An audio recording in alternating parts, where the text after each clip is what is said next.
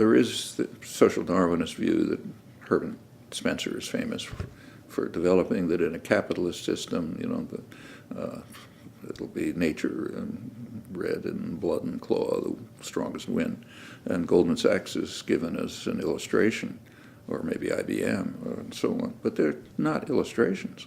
They are illustrations of how the nanny state, the powerful state that's run by the principal architects of policy, designs policy in such a way as to enrich and privilege the designers.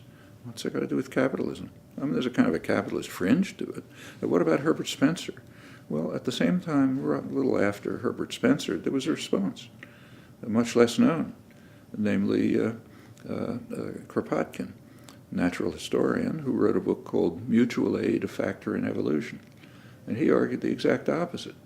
He argued that on Darwinian grounds, you would expect cooperation and mutual aid and to develop, and leading towards community workers' control and so on.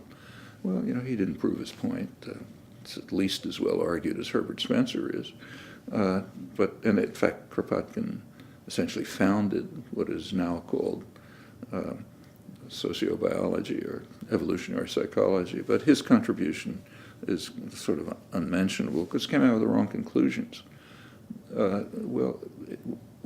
Nobody could give right conclusions. Human nature probably has all of these factors in it. But some of them are favorable to the interests of the rich and powerful. So those do survive. And here there is, if you like, a Spencerian element.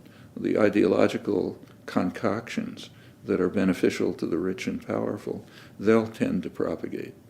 The ones that are harmful to the interests of the rich and powerful will tend to be marginalized and suppressed.